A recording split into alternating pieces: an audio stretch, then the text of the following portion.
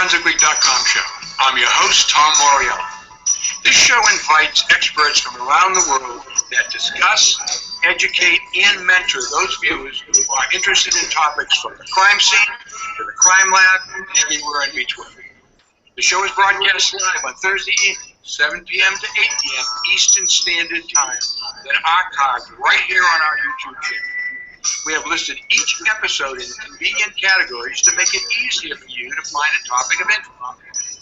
So if you're a student trying to learn about what career opportunities are out there for you, an educator looking for additional academic content for your courses, a practitioner who wants to increase your depth of knowledge, or the general public who just wants to know, then begin watching ForensicWeek.com right now. To stay informed about our next show, subscribe to this YouTube channel, or just go to www.forensicweek.com. Thank you for watching. Welcome, viewers, to episode 79 of the ForensicWeek.com show, brought to you by Forensic IQ Incorporated and sponsored by Bevel, Gardner Associates Incorporated. I'm your host, Tom Moriello, CEO of Forensic IQ and professor at the University of Maryland Department of Criminology and Criminal Justice in College Park, Maryland. This week, we are coming to you live from Sacramento, California, where the International Association for Identification is holding their annual Centennial Educational Conference.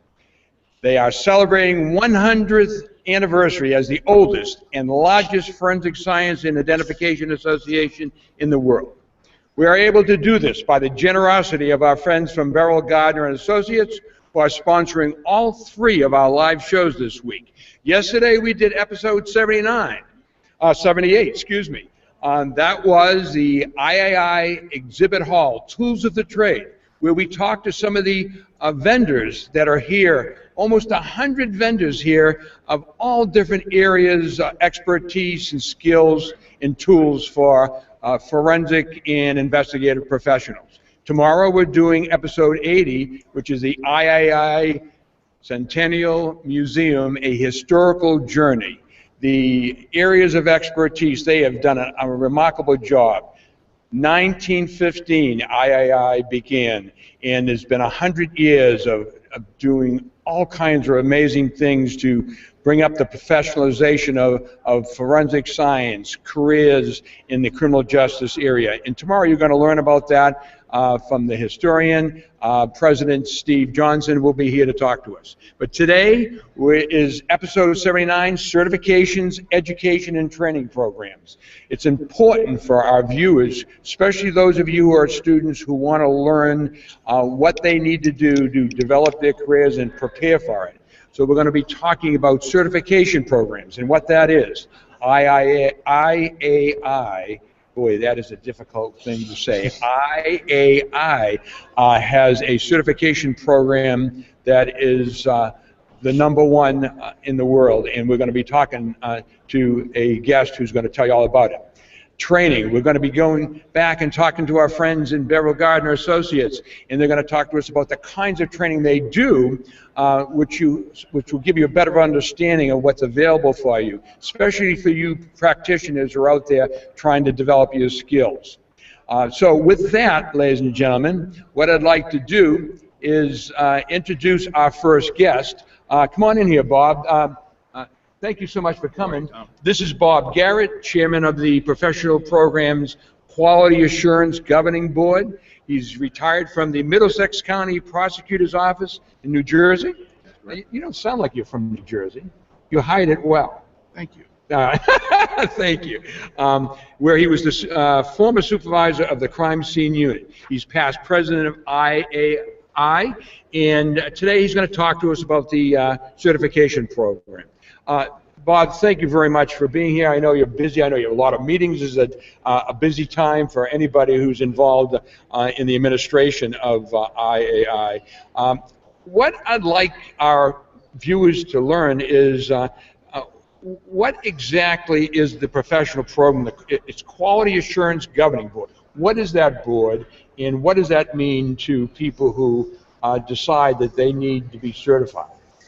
Well, the Professional Programs Board was created by the IAI in order to oversee all of its professional programs, things like proficiency testing or the certification programs. And principally, we've been involved with the certification programs over the past several years.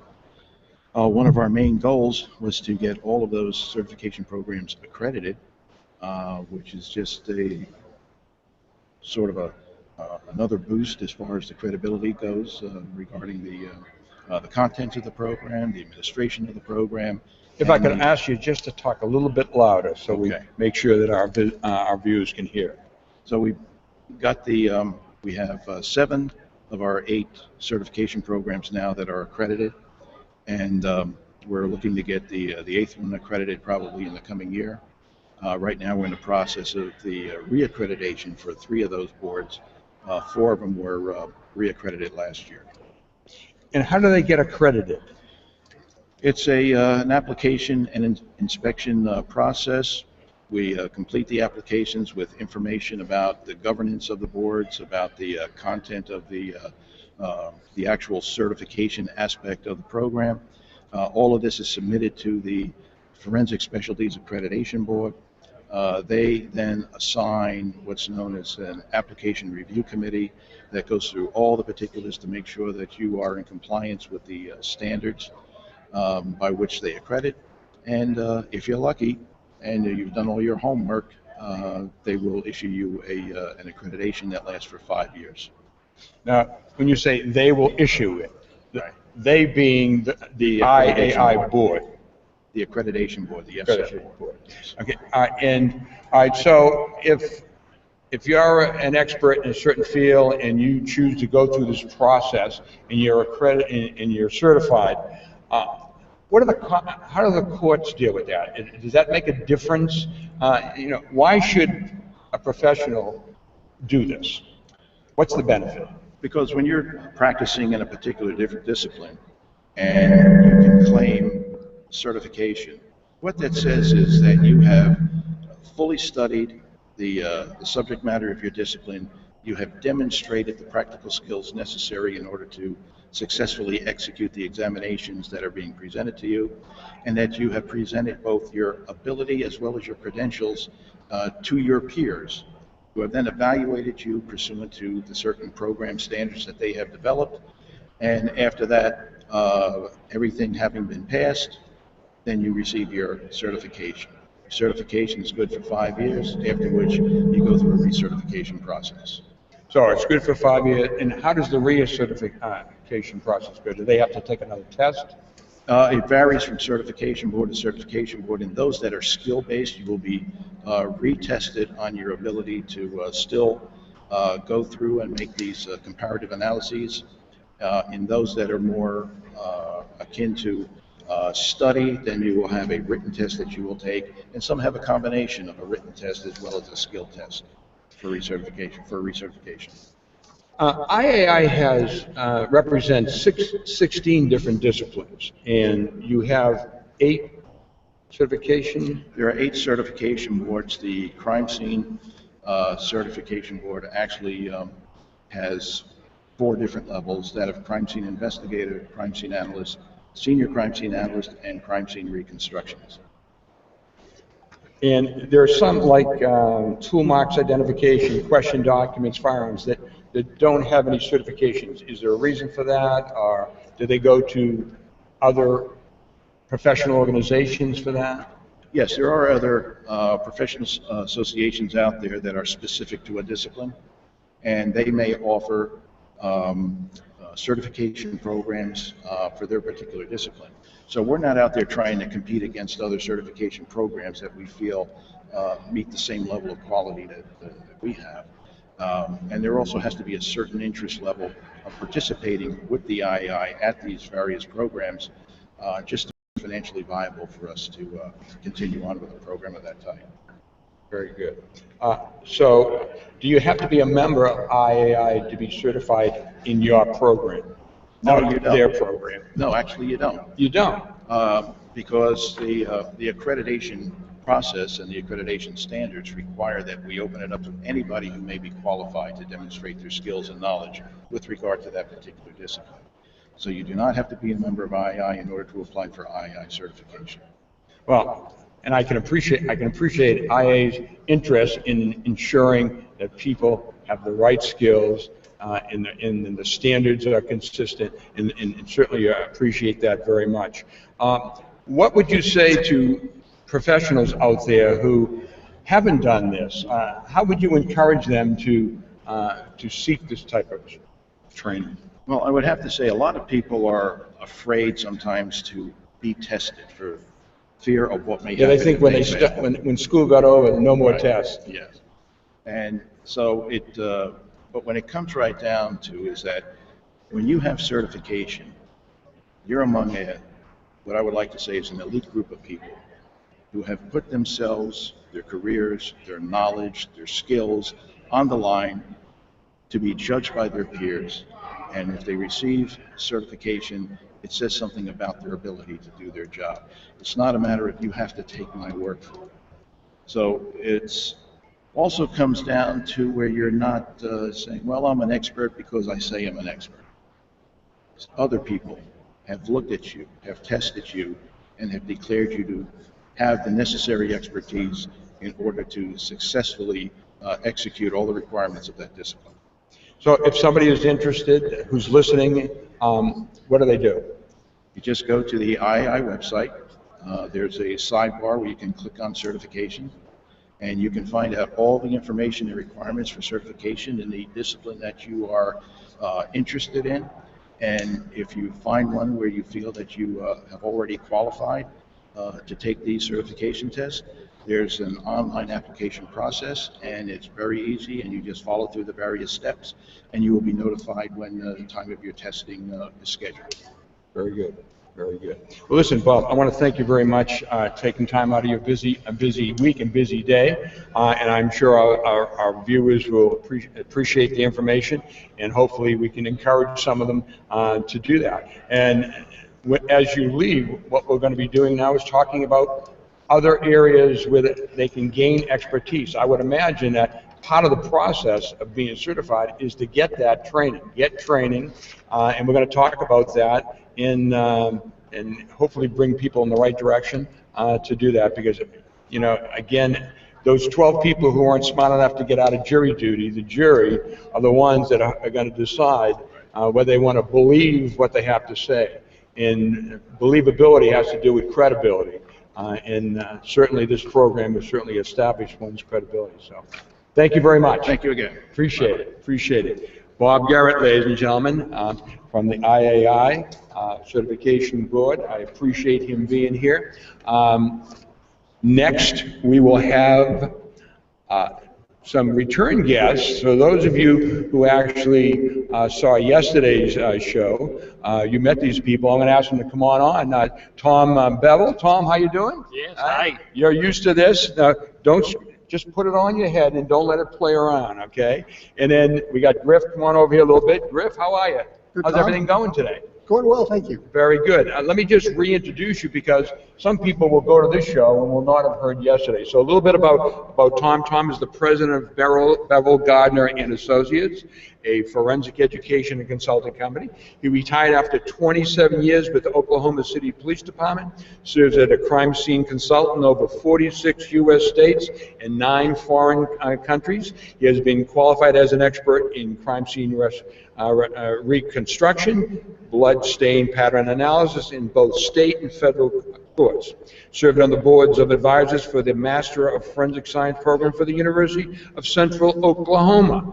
And then we have another Tom, but we're going to go by Griffin. Served 27 years with the Colorado Bureau of Investigation as a criminal investigator and laboratory agent. He's a partner in Bevel, Gardner Associates, and continues to do casework, testimony, and instructing in blood pattern analysis, crime scene reconstruction, and shooting incident reconstruction across the United States. Grif is an IA certified as a senior crime scene analyst, a blood stain pattern analyst, and a crime scene reconstructionist. reconstructionist. I like It's a that. tough word to say. Yeah.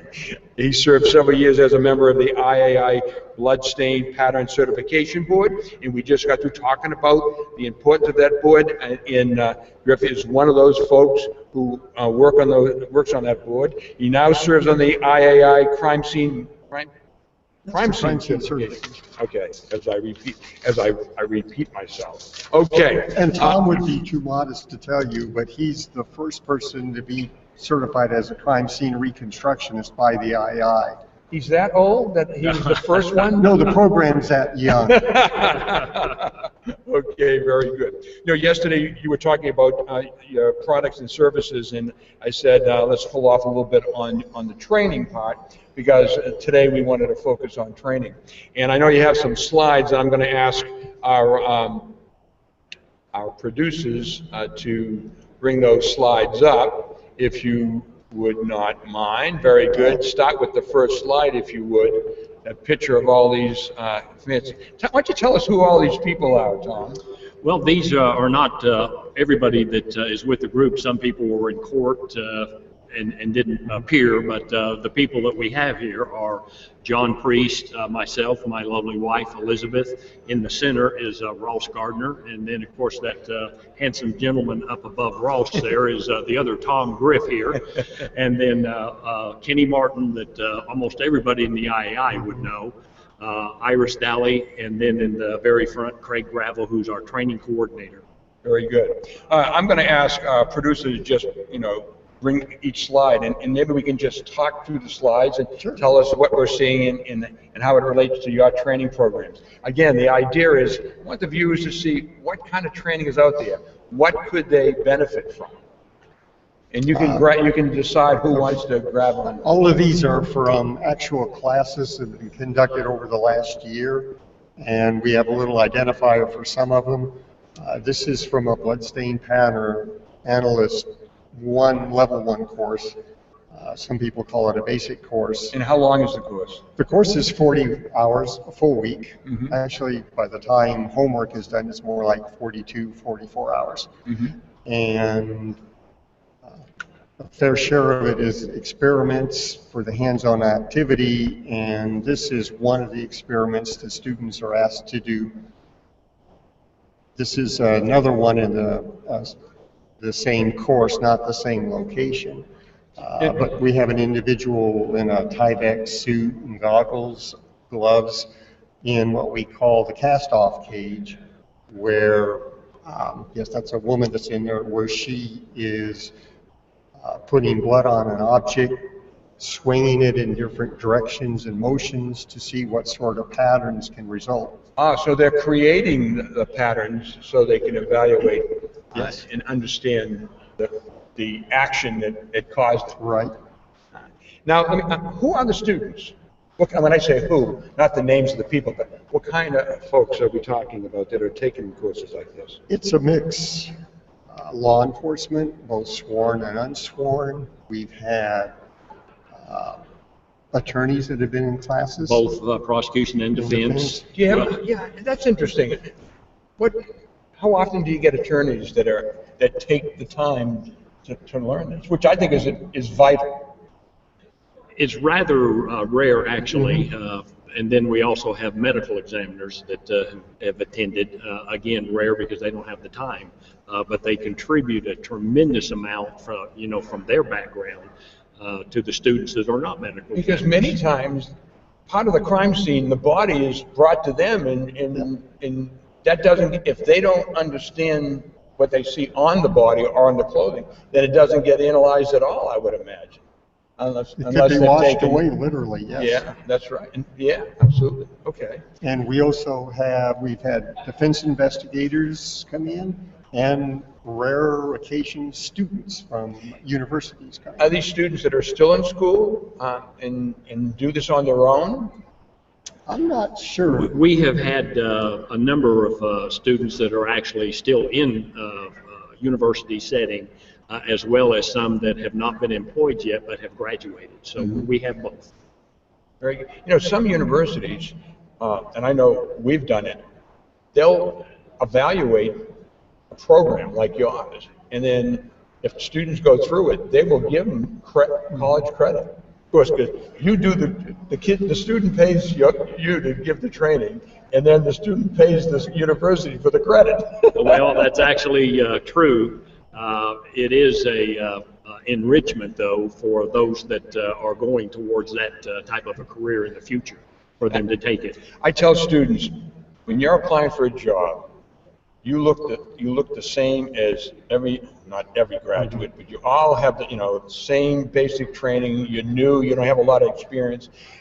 Employers are looking for something in your resume that's different, that makes you stand out. Stand out. And if they can, on their own, get this kind of training, while they're looking for jobs, I think that's impressive. And I think employers would really look at that and consider that for employment. I really do. I know I would, And for a number of the students that have come through, they've had, for example, in the bloodstain classes, a small percentage of hours in their entire program related to the bloodstain pattern field. This gives them an opportunity to have tenfold exposure to it, and walk away ideally with more information and great. Let's better Let's skills. continue. Yeah, talk about the decision tree and how that works. We had the decision tree yesterday, had the two sides of it up, and in both of the bloodstain classes, BPA 1, BPA 2, that BGA does, we emphasize and give the students opportunities to bring those decision maps or decision trees into play throughout the week with the different types of experiments. And what we have here is one of the teams. You can see they have their decision maps looking at a mock scene we have set up and identifying by going through yes, no decision tree, what patterns and stains they're looking at. Very good. Okay, next slide.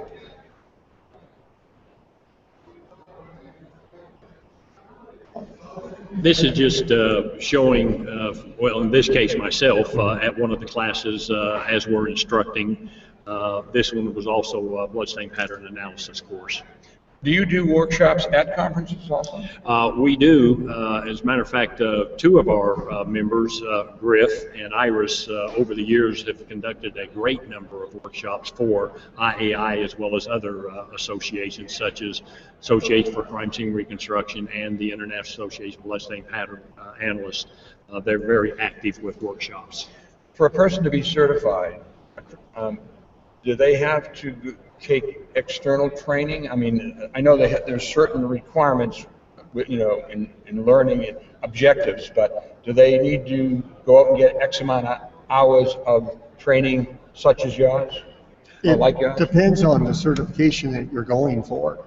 For the IAI bloodstain certification. Isn't it hard to say IAI? Yes. It's hard to say it. It is, but it's even saying IA. For the IAI Bloodstain Certification Program, a 40-hour bloodstain course is required. And it doesn't matter whose 40-hour course Okay, that's it what I was is, gonna ask. but it has to meet certain guidelines. And BGA is one of the companies out there that have course in BPA that comes into play. Does your training program have to be certified as acceptable for the certification? Well, the certification boards look at what your syllabus is, and then ultimately they decide whether or not you are covering all of the areas that needs to be covered. That also was looked at for the bloodstain by the IABPA, which is the International Association of Bloodstain Pattern Analysts. They have a criteria, and it's very similar to what the IAI has as looking at whether or not you're teaching what needs to be taught. Okay, and when they've looked at, so the board looks at the syllabus and says, okay, this is acceptable? And looking the student through the knows whole that ahead of course, time. yes, They- the number yes. of hours and everything else that goes into the application, Great, yes. great. For the bloodstain one, I'm trying to think how many hours. I know the crime scene reconstructionist is 240 hours of training. Well, you've mentioned it. I don't know if there's a slide here, but crime scene reconstruction, 240 hours. what types of, are you getting into photography, sketching and everything? There's 19 or 20 areas that are acceptable for both the crime scene reconstructionist and the other 3 certification programs offered by the IAI and crime scene. And as you go from a crime scene investigator up to a senior crime scene analyst, those hours increase. For crime scene reconstructionist, 2 40-hour courses are required. One is in bloodstain, and the other is in shooting incident reconstruction. And then the other remaining, 160 hours have to, or they are evaluated by the certification board, but again, there's 20 areas primarily that are looked at to see if the courses fall into those areas. Good, good. All right, what are we gonna have here? This is a physical reenactment of actions that were believed to have taken place in an actual crime scene. These are students that are physically role-playing to ultimately decide what is the best explanation as to what would have occurred in this particular question. The whole idea is to identify individual actions and events in doing the reconstruction, and then testing. In some cases, that's a mental test. In other cases, it's a physical role play, but always employing a methodology. The methodology we teach is referred to as event analysis. There are other methodologies out there, but all of them are predicated on the proper application of the scientific method. And in fact, this course, we see Ross in the background helping the students through it, was in San Diego earlier this year. Well, that's a question I was gonna ask. Do you have your own schoolhouse? Actually, we do not. We have facilities in Norman that we can use in Oklahoma City, but usually our classes are taken to an agency that is sponsoring it. They get X number, depending upon how many people come to the class, that are free, and that's what they're getting for hosting the class. So if an agency wants to host a class, and then do you advertise it, or do they advertise? Are they responsible for finding the students? It's a combination of both. The majority of our students actually are finding about the classes through our webpage, where we announce where classes are being held, what and when and where. Do some of the IAI divisions around in different states, do they host training programs too? They have a number of times over the years, yes. Okay, good, very good. All right, next slide. This is also in crime scene reconstruction. Tom mentioned event analysis. What the students are doing here, this is from Alaska, and they are putting together components, events into a flow chart. Looking for sequence of events, the best explanation for what occurred. And this particular exercise is connected with the one we saw Ross in on the slide, is basically a full day in the course. Okay, let's go through the slides a little bit faster there, my friend. All right.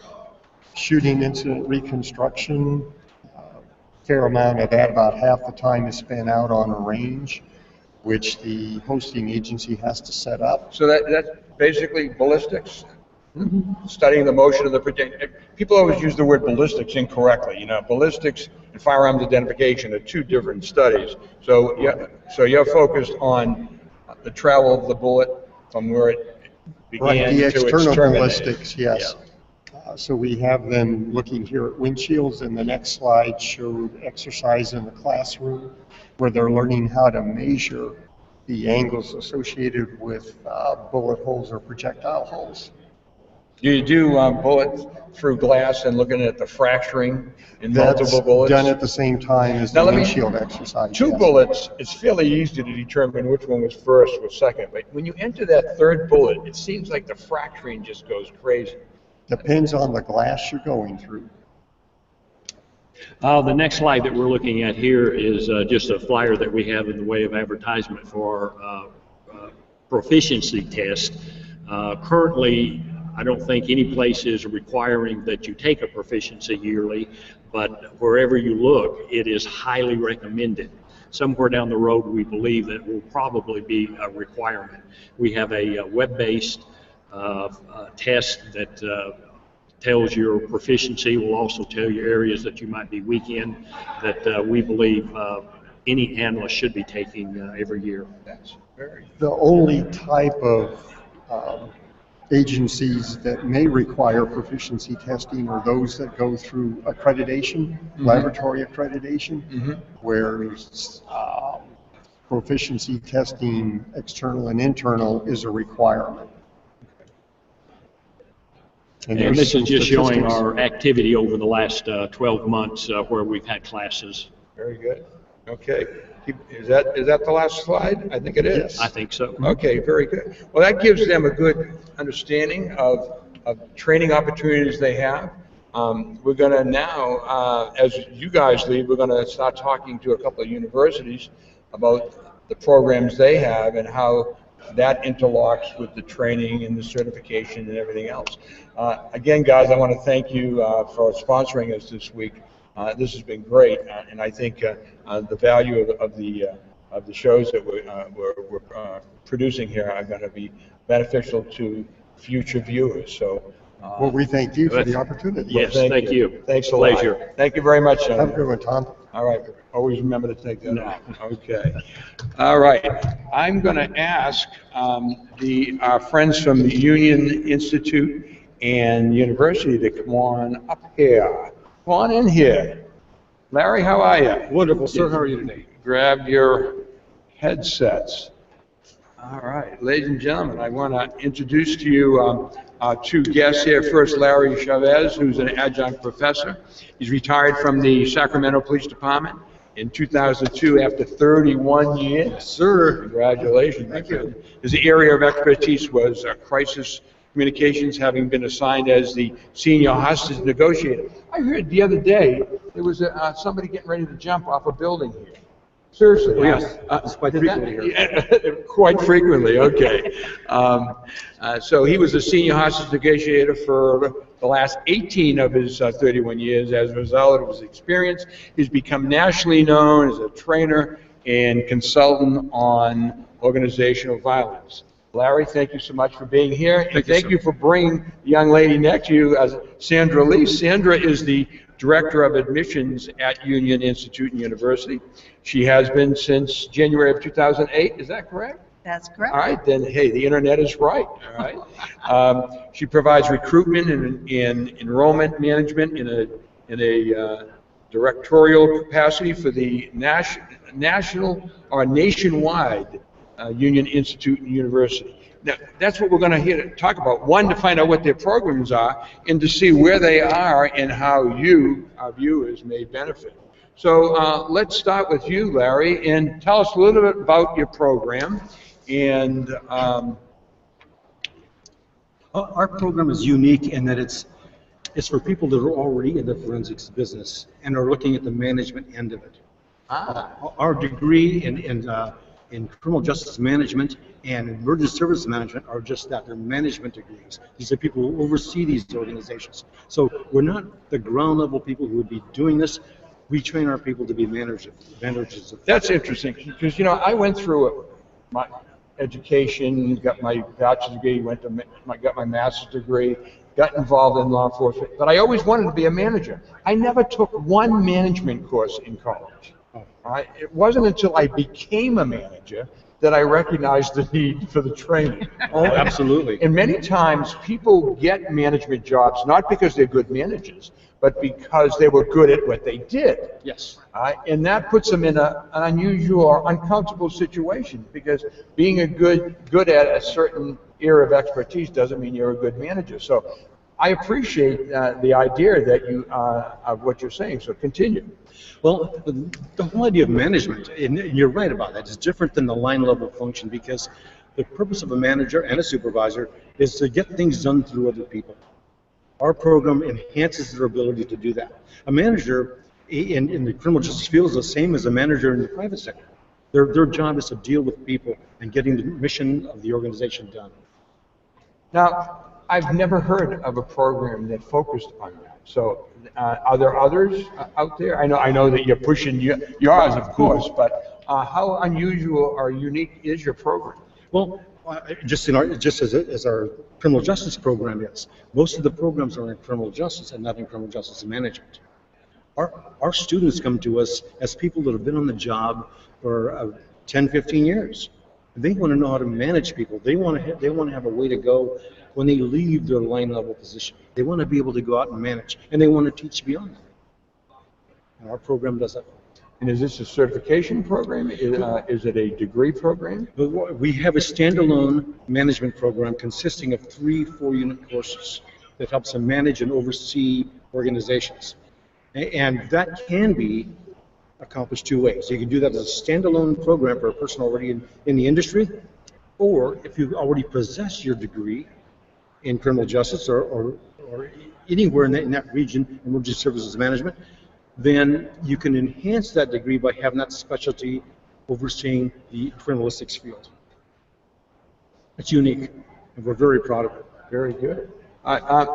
Sandra, why don't you tell us a little bit about where you are and how you get your students to get accepted into the program? Okay, well, first of all, we get our students a lot of word of mouth referrals from Northern California. We are the Sacramento Center, so we work with all of Northern California law enforcement, and a lot of it is word of mouth. The agencies are sending them directly to us. We have site coordinators that we've got sites set up around Northern California for classroom, and just mainly we rely on word of mouth mostly because they love our program. Now, we were going to put up that you have over there in your site. You have this big map, and it just can't be seen very well with the camera. But how many sites do you have just in California? In the Northern California end, we have 6, and we're introducing 2 new ones. And these sites are locations where you have classrooms? They're in police agencies per se. There's training facilities. There's sheriff's departments. So we have one in Modesto, one in Santa Cruz, one in Alameda in Dublin, one in Fairfield, one in Santa Rosa, one in Sacramento, and we're opening one in San Jose. Did I miss one? I'm trying to think. Possibly one in South San Francisco. Oh, Daly City and Redwood City, those 2. So we've got 6 or 7 in Northern, and then we've got several in Southern, in the LA division. And you have a number of online courses and programs. So are your students also from everywhere? Yes, we have students from everywhere. The Northern California, the on-ground component is a hybrid program. So half of the work they do is online, the other half is face-to-face classroom. But if they opt for completely online, it is available fully online. You know, the people in our business, in the criminal justice field, are people who work all over the clock. They don't know 8 to 5. They get off sometimes at 8 in the morning. Or they get off at midnight. And that's when they call us. And that's when they can get online and do their classwork, and that's why we're so popular with it. Sandra will get them in the door. We'll do evaluations of their current training. They get credit for much of the training they've already had, for which it has not been transcribed. There are a number of fantastic courses that are out there that they take in the course and scope of their work, and they get college credit for that, and we see to that. Well, we were just talking, when we had Tom Bevel and Grif from Bevel, Gardner Associates, that run training programs. Now, would you look at, if somebody took some of their programs, for example, would you evaluate that, that curriculum to determine whether they could get credit for it? Absolutely. We would take a look at the curriculum. We would match that against some of the things we already have done, and we submit it to a panel of experts who do nothing but this. Whether you have other additional duties, but they do this specifically too, and we'll be able to advise them as to how many credits that's going to be worth, and where they can take that. When I was a manager in the federal government, I had people who had been in the military who just never finished a degree. Yes. They hit a certain grade level and they hit the ceiling, and they say, "Hey, I deserve another promotion." I said, "Yeah, but you just don't have that piece of paper." Yes. All right, and I'm not saying that you need, that's going to make a difference in your mindset or your ability to do the job. It's a standard. that you're not meeting right now. And they say, but I'm too old, to do this now. But I say, first of all, let's look at your expertise, your training, your experience, and you've got to go to an institute like yours, and they will evaluate they will go into your brain and see what's there. Yes. And I usually go on a unit search, and so I tell them we need to find fire training, paramedic training, law enforcement training, whatever it is. It doesn't have to be post. We will just search for whatever certificates, training they have, transcripts, military, all of that. They don't think about what they might have out there, and that's my task. right. Is They don't to think help about them how gather accomplished up they really those are. units. Exactly. And then we put it all together and figure out where that places in. University of Maryland University College, which is the night and evening division of my university, they actually have a 3-credit course that teaches students how to document their life's experience. Absolutely. So they actually get 3 credits It's a to prior- document that. Prior learning. Yeah, Yes. and then that document goes to a board who evaluates that, and then they come out with X amount of credits. And of Very course, similar. it's beneficial to you guys because they have to pay for the credits, obviously, because, It saves them a bundle, though, in coursework. If they can do that, Yeah. they Yes. don't have to take the coursework Right. that is so costly. And it opens up doors they can't even imagine. Tell us a little bit about your adjunct, which means, that you're out there doing a job and then you're teaching. I've been an adjunct for 38 years during that time. Are most of your faculty adjunct? Yes, they are. They are because they come from the field itself, and some of the people are in the field currently. So there are people that are on the move. They're already working 40 hours plus, and they come over here and they have this desire to want to teach. That's what I had. I had that desire to want to teach when I came out of it. I had a lot to teach, and I felt that what a waste it would be if I couldn't do that. And I had that opportunity to go with this organization. I love them. We have an outstanding school. We have outstanding people working there, and our students are people that I can relate to, and they can relate to me. My students come in there and say, I was one of them. And I was one of them too. To the viewers who are professionals who sit there and say, hey, maybe I'd like to teach. I got to say, I believe in the 38, I retired with 30 years, and the whole 30 years I was teaching. And I really believe that I was a better teacher because I was doing what I was teaching. Exactly. And I believe I was a better investigator and agent because teaching forced me to keep up with things, Absolutely. and know what was going on, what was the new technology, and what do I need to learn for the future. And it was a win-win situation. For everyone. And you have a higher degree of respect as an instructor because they knew that you were one of them and you were in the trenches with them at one time. Very good. Well, let me tell you, we're kind of near at the end because the hours go so quickly. If you look right there, you're looking at the viewers and looking at future students.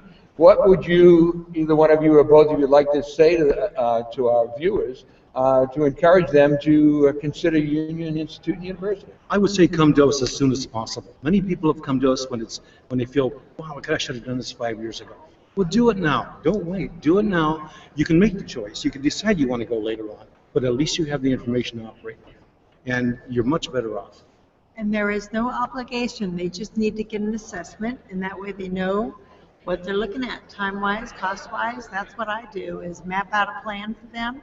No obligation, but they have something to compare and look at other programs to see how it fits. Fantastic. And our producer, as they're doing right now, has your website up there, so they'll know how to find you, learn, and get through that process. So hopefully you'll be hearing from some of our viewers. Good. If not, that are watching now, this show will be up on our website about 5 minutes after the hour, and please refer people to this. Yes. And as I mentioned to you before, this is episode 39. These shows have experts from all over the world talking about it, so encourage your faculty to utilize some of ForensicWeek.com I'm going episodes. Good. We good. most certainly will do that. Great. I appreciate that. Larry, thank you very sir. much for being with us. Sandra, thank you. Thank you for having us. Okay. I'm going to have you step out of here. You know, it's really, for those who watch the show, you know that normally I'm sitting in my nice studio back in Laurel, Maryland, and my guests are sitting in their offices. But today, my guests are right with me, which is kind of cool. We have one more guest today from the University of Tennessee, and his name is Dan Anselment. Come on in, Dan. Hey, Thank Tom. you for coming. Thank you. Thanks for having me. You're standing in the right place. Very good. We have your website up here. The University of Tennessee has two specific centers I want to talk about: the Law Enforcement Innovation Center and the National Forensic Academy. A little bit about Dan. Dan is a training consultant, and he's been with them since 2014. So you're relatively new, is that correct? Yeah, I left law enforcement up to Minnesota. Minnesota. Yeah. You were an officer and a crime scene investigator? Yeah, I worked up in Minnesota for about 11 years. Worked up there as Did they really call you a CSI? Are you just... No, they usually just call Yeah, us a I police keep trying to officer. tell people that the acronym CSI didn't exist till the TV show. Yeah. Is that a fair assessment? That is fair. I blame everything on that TV show. I understand that you also worked as a medical legal death investigator. Again, for our viewers, a medical legal investigator is one who represents the coroner or the medical examiner and responds to the scene of an unexpected death, a death investigation. Everybody assumes because of CSI that the doctor leaves the table and goes out all the time, but it's people like Dan that have done that. Yes. All right, tell us first about the Law Enforcement Innovation Center. What is that? Well, the Law Enforcement Innovation Center is part of the university's institution for public service. Hold on for 1 second. We literally have a trash can going by in the middle of our show, and they just stopped. So, okay, go ahead. The Law Enforcement Innovation Center is part of the Institute of Public Service, and that was started to be a training center for law enforcement. It originally started for the state of Tennessee, but with our programming, it's expanded to nationwide and internationally. So currently, we have some programs that we're also taking out of the country. So it's really kind of expanded considerably over the last. Is it basically teaching, training, or is there research being done? It is specifically for teaching law enforcement professionals actively working in the field. So we've got individuals who come from state agencies, local government, federal government, and military installations. What type of courses do you teach? Our Law Enforcement Innovation Center teaches anything from active shooter to weapons of mass destruction, and then Leadership Academy. We've got our SELA Leadership Program. That's the Southeastern Leadership Academy. And then what we're most known for is our 10-week National Forensic Academy. So the National Forensic Academy is a part of the Law Enforcement Innovation Center. Oh, it is. Yes, Okay. but it is what we're most known for, and that is a 10-week academy that we run with professionals coming from all over the United States and in some cases internationally. We've had several from Kuwait that have attended this, but we have Army CID, some NCIS, Kansas Bureau of Investigations, Georgia Bureau, Texas Rangers, Alaska. We've really had somebody from every state in the United States has come at least to this academy. We've had about 800 or 900 graduates of the National Forensic Academy. Okay, so in that title, you have the word national. Yes. Okay, so tell us exactly what that means by a national academy. Well, it originally started, like I said, in the state of Tennessee, and then when they started the National Forensic Academy, their outreach really was for the continental United States. And that has been trademarked, but you could probably say international now and change the name just because of the amount of international programs that we've started to do with the Department of State. So we've always just kind of kept that National Forensic Academy. That's what has always been known. We've got this Forensic Academy patch that is well known by anybody who's attended the program, and it's a pretty intensive program. We've also added the National Forensic Academy Collegiate program. Excuse me.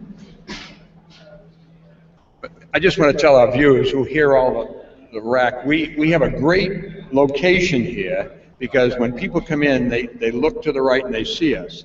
The bad thing is, right to the right of me is the back door to the trash cans and everything else. So I apologize for that noise, but that's, when you're doing a live show, that's what happens. So you just roll with it. Yes, you roll with it. But we also run we've now just had our 4th session of the National Forensic Academy Collegiate Program. And that is a 3-week in-house program where individuals from any university can come and attend, and they essentially get a modified version of the 10-week Forensic Academy. Tell me about the curriculum. What are they learning? So these are college students. Are they going to get credit at the end, college credit? They're going to get 9 semester credits. From their own university?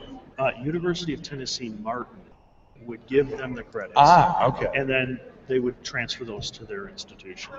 Excuse me one second. I would ask my program assistant, my wife, to please stand over there and make sure anybody who's going to come by with a big cart doesn't do so. Would you please? Yeah, tell them I said so. Okay, go ahead. The curriculum for the collegiate program, these individuals are going to be trained in crime scene management. They're going to get to do latent fingerprint processing. They are going to do digital photography, crime scene sketching and diagramming. They're going to get forensic anthropology.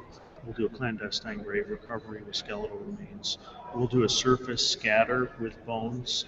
And this last session, we attended an autopsy at the ME's office just so the students could experience what that part of that component of forensic pathology. Are the students required to have a certain amount of science credits? I mean, what is the requirements for the student to be accepted into this program? The requirements for the individual to be accepted into the program is subject to interpretation if they're in some part of the forensic or law enforcement degree, because each educational institution calls some of their programs completely different. Mm-hmm. So they really have to have a major in some sort of criminal justice, law enforcement, anthropology, or forensics. All right, so, but they don't have to have a certain amount of science credits? No, they do not. Okay. Typically, the individuals that do attend our Forensic Academy collegiate level are students who are maybe near the end of a 4-year bachelor degree in criminal justice, law enforcement.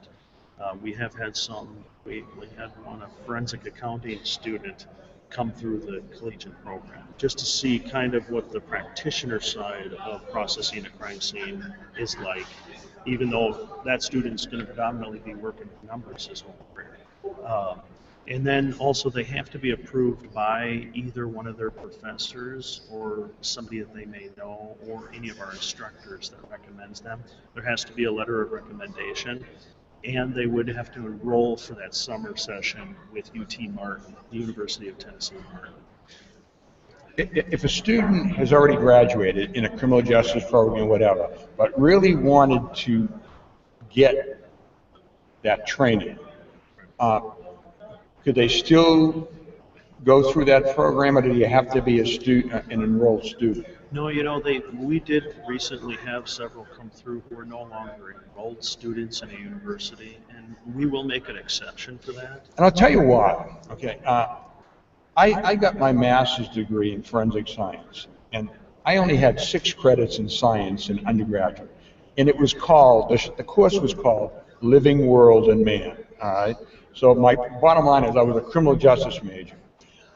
When I was going to grad school, I said, I really want to learn as much as I can about forensic science. Not because I want to be a scientist, right, but I want to know how science will help me as an investigator.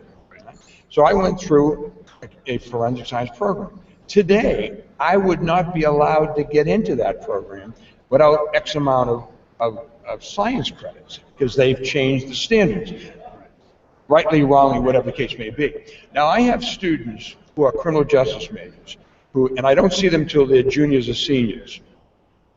And so I teach the only forensic course on the University of Maryland, and we're a university with 35,000 students. Right.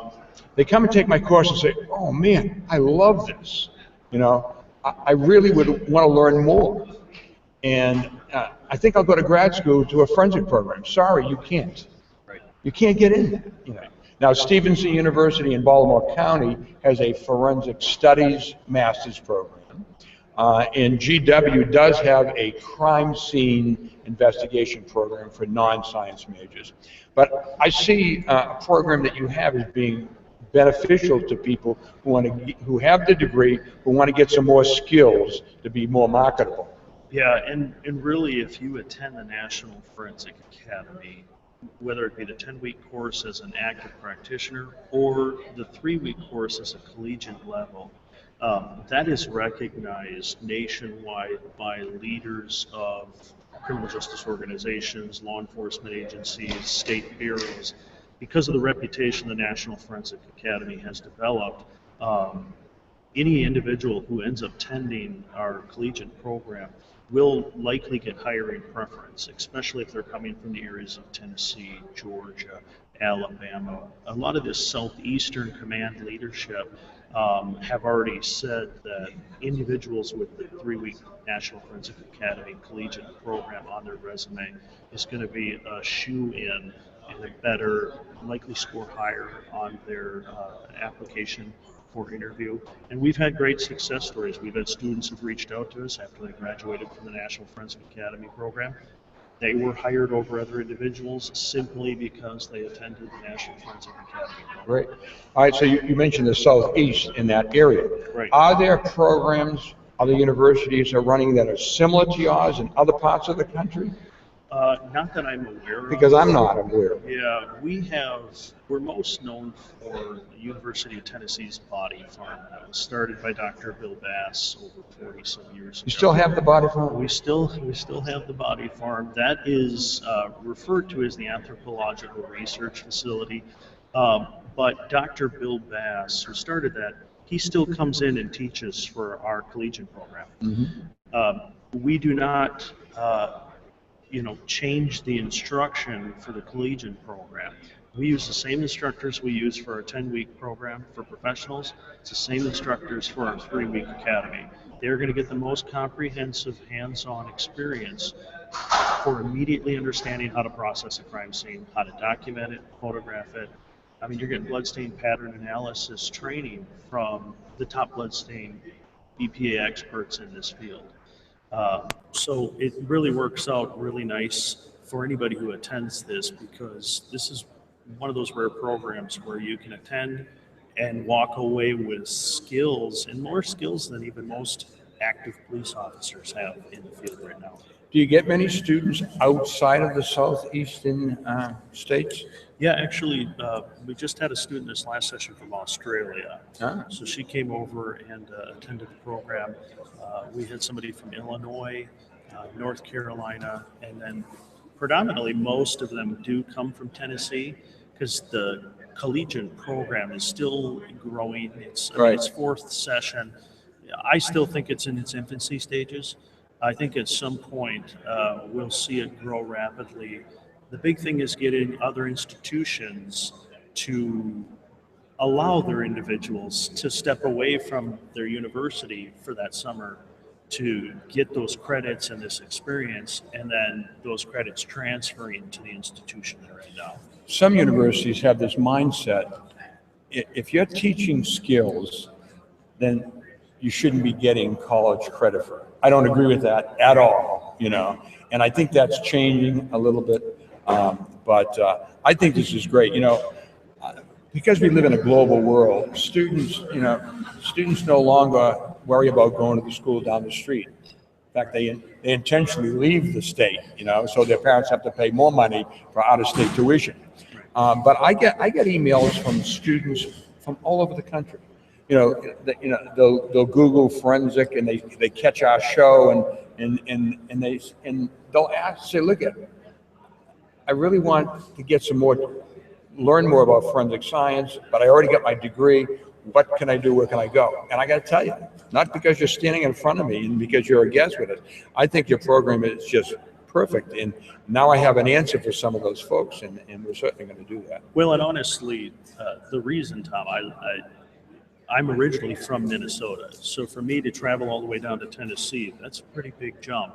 Hope you don't do that daily. I don't. But I do believe in the programming that the University of Tennessee provides. And it was something that when I saw it and recognized it, I thought, I want to be a part of this. That's a pretty neat thing. And so I came down, brought my expertise with as well, and I get to instruct and teach, which I love to do. And so far it's going really well for us. Very good. Well, my producer's telling me that our time is up. But the nice thing about webcast is if you go over, they don't shut you off. Right. You know. Dan, I want to thank you very much. Thanks, You're a great person for sharing the school and what it can do for our viewers. And I guarantee you that this is going to be up there and a lot of people are going to be looking at it. So thank you very much. Thank you, sir. All right. Enjoy the rest of the week. Thank you. Okay. That was Dan Anselment from the University of Tennessee. Ladies and gentlemen, our hour is up. I want to thank all our guests today for really allowing our viewers to learn about the training, education that is available out there. Don't forget, ladies and gentlemen, that ForensicWeek.com is being brought to you through the cooperation with the Hangout10.com live TV show network. We recommend that you go to the Hangout10.com website and see the schedule of other shows available for you to learn and be entertained.